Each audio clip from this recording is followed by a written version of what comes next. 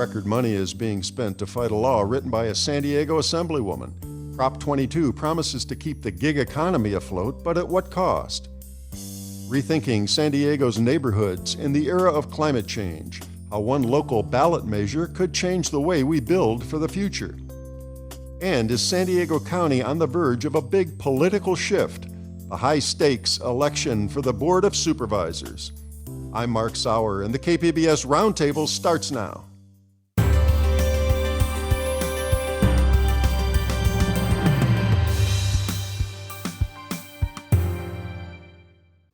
Now on The Finest, we examine an icon. Our Lady of Guadalupe has been a powerful symbol for 500 years, and artists have reimagined her as a source of resilience and pride.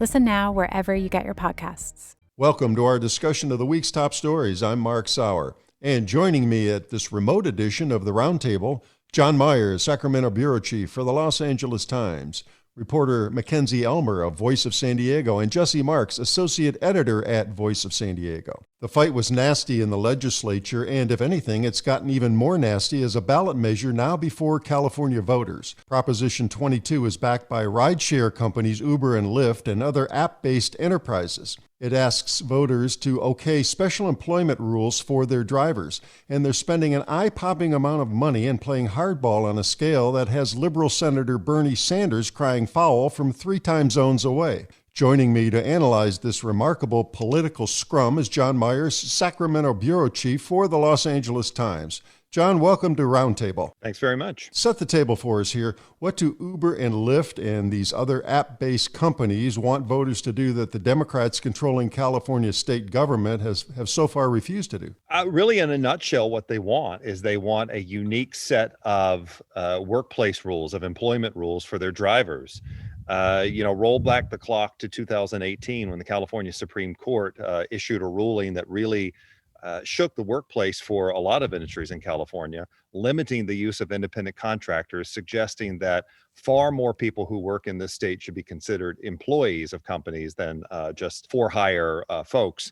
And so as the legislature went through this process to codify that ruling and expand that ruling in some cases, the app-based companies, Uber, Lyft, Grubhub, DoorDash, Postmates, all of them, insisted that their business model would not work if those drivers had to be employees, and they wanted a special deal.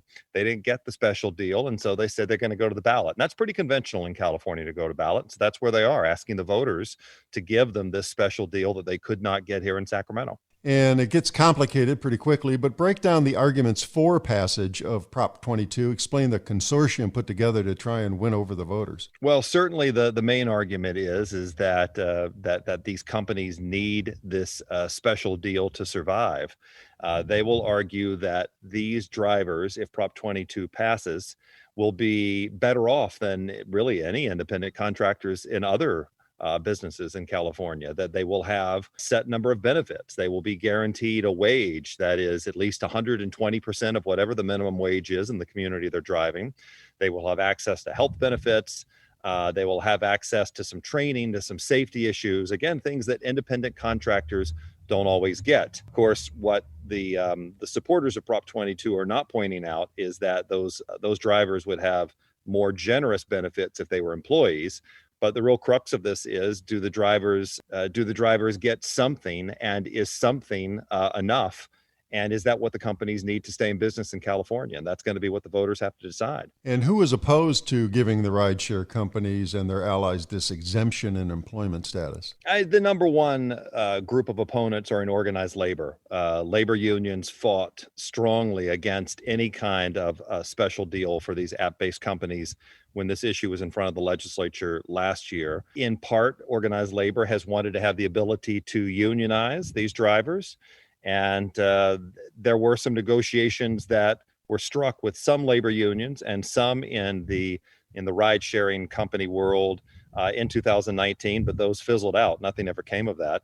And again, their point, as I kind of alluded to a moment ago, is that these drivers would almost certainly be considered employees of these companies. If Prop 22 fails, wages would be higher, their healthcare access would be greater, and their protections for things like workers' comp would be far beyond what Prop 22 would offer these drivers. And so that's really the question is what do voters want to do here in terms of what these drivers get and where they think the marketplace and the industry should go from here. And there's a remarkable amount of money that these folks supporting Prop 22 and trying to get it passed are spending. How much are we talking about? Yeah, remarkable might be an understatement, I mean, ginormous, humongous. I mean, we're talking the most expensive ballot measure campaign so far in California history. At this point, a little above $200 million, the vast majority of that spent by the companies, by the app-based companies, and only a handful there. But this is a very expensive campaign. Everyone who is hearing our conversation now certainly has seen the television ads or the mailers or anywhere else. I mean, it has been a fierce campaign that the app-based companies have waged, and they've had the money to do it.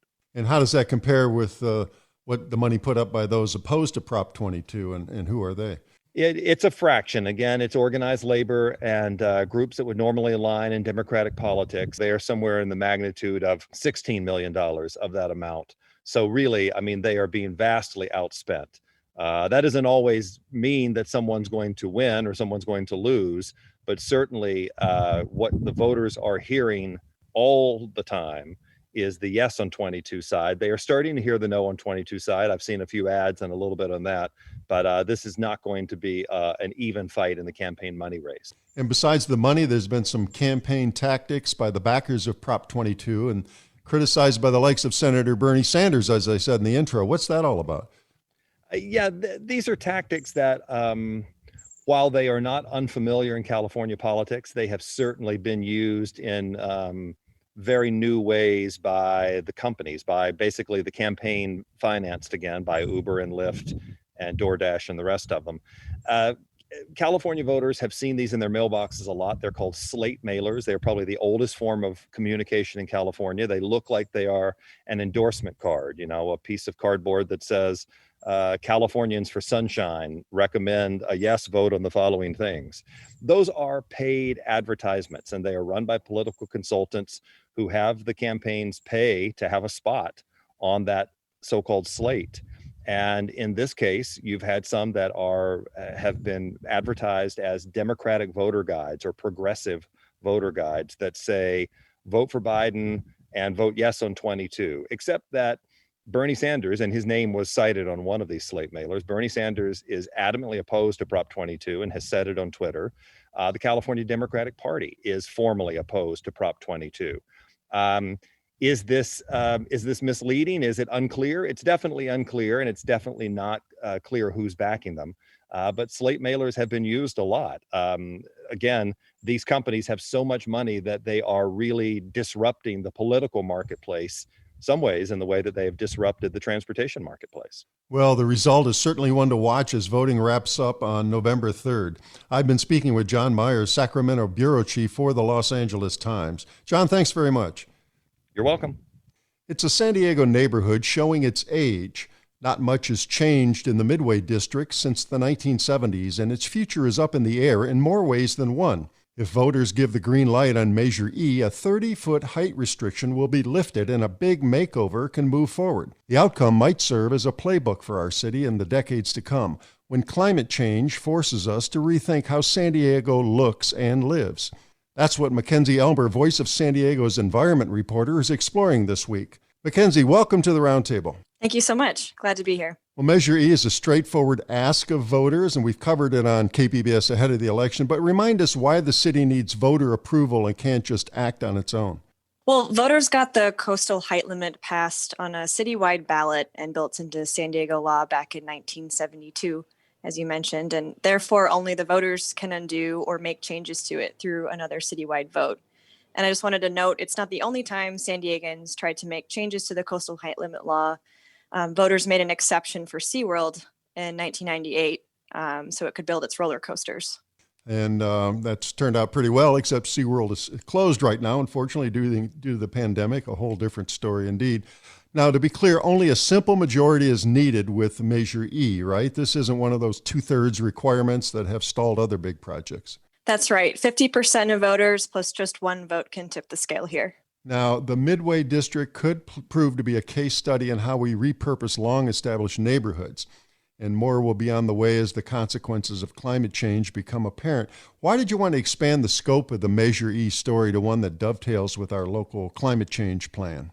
All stories that deal with city or land use planning have a climate change angle. I started out writing about the fact that Midway District sits in a low floodplain, which makes it extra prone to future sea level rise.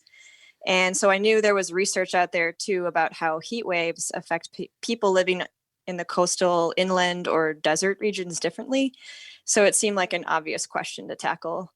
And the local climate change plan is a 5-year plan that's about to be updated again. And we'll see how the city decides to incorporate what science tells us will happen in just a few decades into their longer range planning.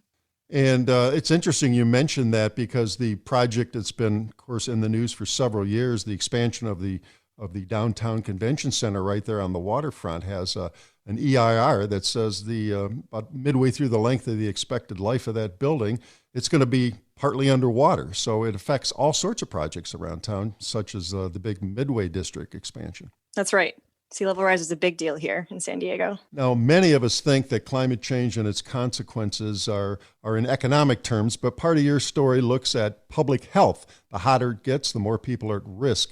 How do hospitalizations by zip code bear that out? So it's very location based. Hospitalizations for heat related illnesses are generally worse if you live in eastern San Diego zip codes, or basically further from the coast you go, the hotter it gets. These are results that I reported from a study that's co-authored by a UCSD researcher. And he looked at how many people were hospitalized during 100 days of heat wave in San Diego County between 2004 and 2013. And southeastern San Diego and big swaths of northeastern parts of the county, like Vista and Escondido, had rates of 45 to 100 hospitalizations, whereas the coastal areas were generally lower, like 9 to 33 hospitalizations in that same date range. And so that kind of comes back around to this Midway District project, because if it gets hotter in the decades ahead, there's going to be a higher need for housing in cooler areas near the coast and thus denser neighborhoods to meet that demand, right? Yeah, that's one theory. On the flip side, there's another study that noted people living along the cooler coast are less used to or acclimated to the hotter weather. And they also don't have air conditioning in their homes traditionally because you don't really need it for oceanside living. And that's going to change too, as climate change will bring hotter and more humid nights to the coastal regions of San Diego. So there's an argument to be made that people living along the coast might also be at risk of heat-related illnesses in the future. But generally speaking, those living along the coast are wealthier and can afford to buy an AC unit, and folks living inland maybe don't have the means to do so. Now, if Measure E passes, there might be legal challenges. What's the argument from opponents who are part of a group known as Save Our Access? Yeah, Save Our Access is aligned with the originators of the 1972 height limit, actually, if you refer to your Ballot explanation book. They're worried about removing the height limit because they think developers are going to swoop in and build, quote, Hong Kong-style towers, which block views of the ocean and bring too many people to the coast, they say, which could cause parking headaches and pollution, etc.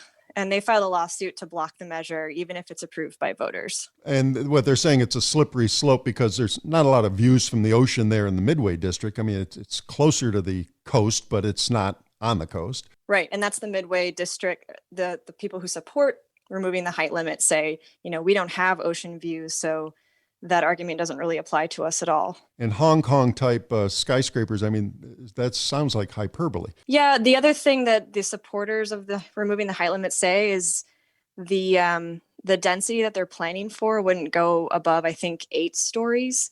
So they're not even planning to build towers in that area according to their community plan. So we'll see how all that plays out, and nobody'd be surprised if we saw a lawsuit should this thing pass. Now, as you reported, inequity is also at play here. Your story mentions San Diego's redlining laws from the 1930s that limited coastal property ownership to whites only. How do those gaps in race and class persist when it comes to how decisions are made about coastal development? Yeah, we still very much live in the shadow of those racist policies. If you look at census data showing where San Diegans live by race, it's clear that white populations dominate the coastline, as they were guaranteed prime coastal real estate back then, while non-whites were pushed further inland.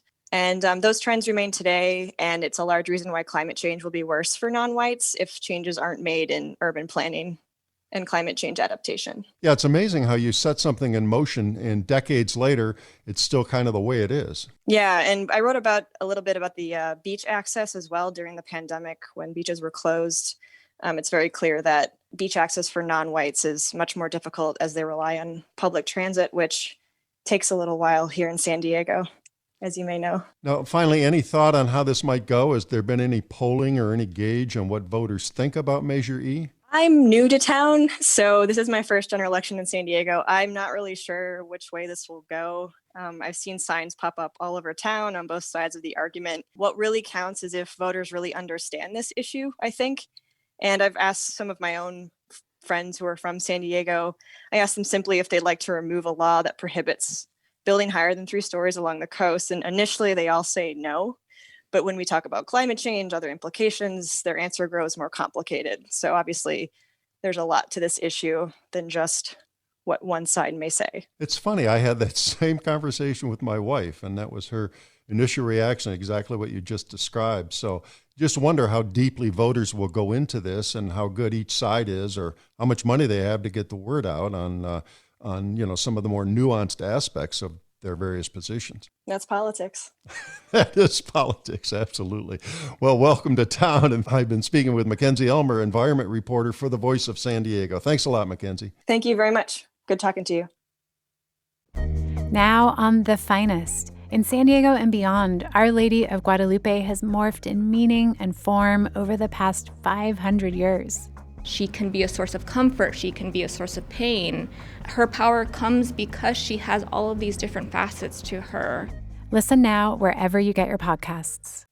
The San Diego County Board of Supervisors doesn't get the attention of its counterparts at nearby City Hall, but the COVID-19 pandemic made some of its members household names. Supervisors have played a critical role in the decisions made and messages sent during the pandemic. And in less than 2 weeks, we'll see which direction incoming supervisors might take us. Voice of San Diego's Jesse Marks is following the 3 seats up for grabs. He's here to talk about what's at stake. Hi, Jesse. Hey, Mark. How's it going? Good, thank you. The Republicans have controlled this board forever, despite San Diego now being a blue county. That's finally changing now with term limits. Remind us which districts are up for a vote this year and how term limits are forcing 2 current supervisors out. Yeah, so you've got 5 seats on the Board of Supervisors, and thanks to a ballot measure that was approved about a decade ago, the last of the supervisors who were first elected in the 1990s are about to step down, Mark. So as you said a second ago, for a really long time now, at least a generation, the board has been dominated by some of the same faces. So it's very hard to oust an incumbent in general, but it's been especially hard within San Diego County itself. So what you got on the ballot this year is District 1, which is primarily situated in the South Bay. That's been represented by Greg Cox for more than 2 decades. You've got District 2, which is primarily situated in East County. In similar situation there, you've had Diane Jacob, who's also a Republican, who served for a couple of decades. And then you've also got District 3, which is an interesting one. It's a traditionally conservative seat, but it's become something of a swing seat in recent years. A Democrat actually won election to that seat in 2012, but flamed out in scandal, which gave Kristen Gaspar, who's a Republican and who currently represents that seat, a chance to take it in 2016. And so she's competing this time around to keep it. Right, and that's an interesting race. And of course, she's been associated with President Trump, and we'll see how that plays in that district. Now, any indication which race might be the closest from polling or other indications? That's a good question. I haven't seen much polling on this race, at least independent polling on this race. I know that we've conducted some of our own. I just don't have the results in my possession yet. But I would say if you want to use institutional support and fundraising as a guide, I think District 1 is going to be a fairly close one. In the South Bay, you've got 2 Democrats down there who are competing against one another. District 2 is also going to be really interesting, but you've got Steve Voss, who's the mayor of Poway, who has most of the support around the county from sitting politicians. The really interesting one to watch again, though, is going to be District 3. That's the one I'm paying the most attention to, because the outcome of that race is going to determine the partisan makeup of the board. And these are officially nonpartisan positions, but it's known where these candidates do fall on the political spectrum. Why is the unofficial partisan makeup important when it comes to the Board of Supervisors?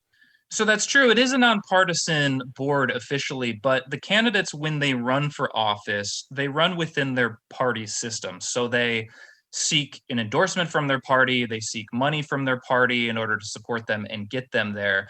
But more generally, I think party affiliation is a useful guide for understanding how the candidates think and what they prioritize, and even more importantly, who they're aligned with. If you're a Democrat in this county, for instance, you're probably not going to have a very good chance of getting elected without the support of someone like SEIU, which is the labor union that represents many of the county employees. I think, though, just from a general perspective, there is a lot of overlap between Democrats and Republicans at the county level, and I think the voting records over the years have reflected that. A lot of times they vote in unison. It's really just on these controversial issues where you see disagreements. And those are worth dwelling into, and those are worth talking about, because that's where the conflict is, and that's where you see the effects of the party system play out most clearly. Now, should Kristen Gaspar win re-election, what happens then? Are we likely to see the board handle the COVID-19 recovery any differently? That's a really good question. I think things are moving very fast and they seem to change almost daily. So it's impossible to say for sure what'll happen a couple of months from now. But the point that I tried to make in the pair of pieces that I wrote on this subject was that you've seen Republicans starting to push back harder against the state of California, which has the primary authority over the pandemic to basically set the ground rules for when businesses can open and when they can't. And so you've heard from Republicans on the campaign trail quite a lot over the last few weeks and months about retaining more local control over the pandemic. It's a fairly ambiguous thing to say. It's not always clear what that means in practice, but I would point out that the county was on the verge of suing the state last month, but decided to back off. So it's entirely possible that a new GOP board will come in with a different conclusion, say 3 months from now, on what the proper role of the county and the state should be. It's also entirely possible that the board might start releasing more COVID-19 data. I know both the Republicans who are running for office in District 2, Mark, they both said that they think the county should be more transparent about where outbreaks are occurring, which is really interesting because at the moment we don't actually know. And so if the Republicans get together and decide that there should be more COVID data, that'll be particularly interesting and also useful for reporters. And turn that around a little bit. If the Democrat Tara Lawson-Remer wins in District 3, how might that shift the board's priorities? Lawson-Remer is pretty interesting because she's an economist by training with a PhD. So she thinks about trade-offs and incentives in a very academic way. She's been particularly clearest, however, that the county needs to take environmentalism more seriously.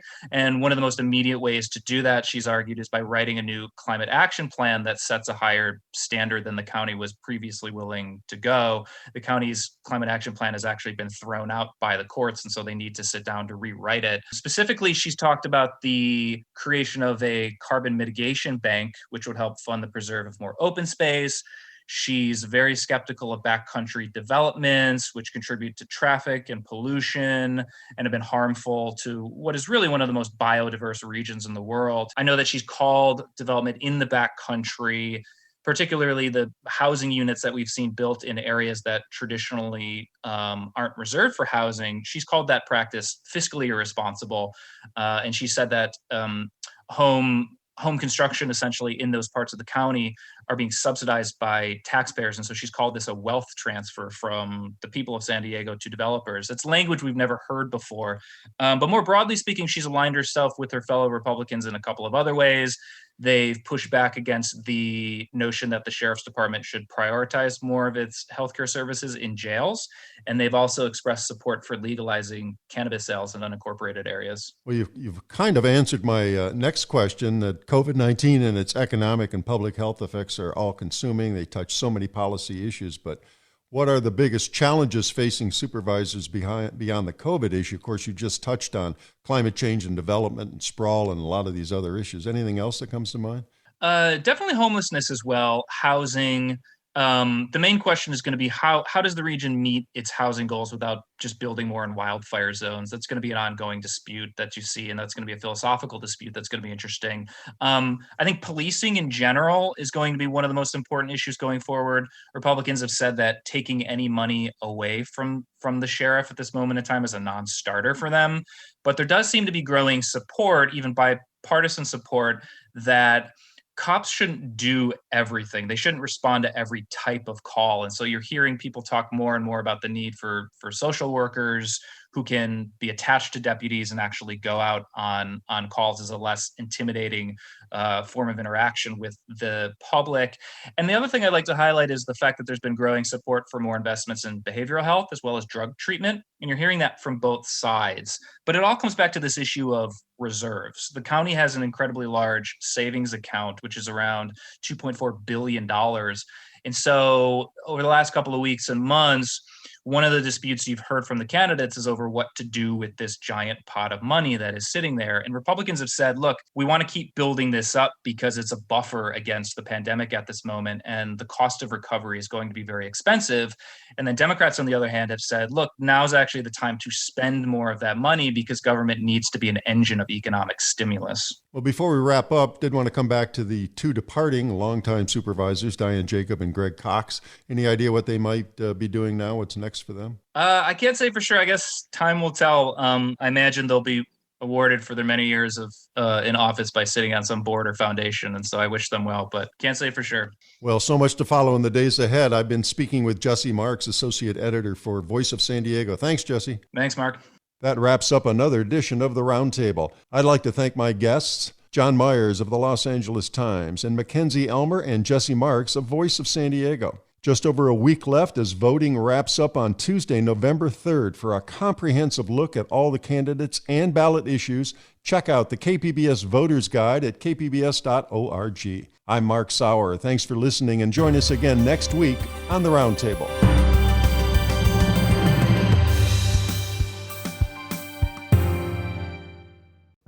Now on The Finest, we examine an icon. Our Lady of Guadalupe has been a powerful symbol for 500 years, and artists have reimagined her as a source of resilience and pride. Listen now wherever you get your podcasts.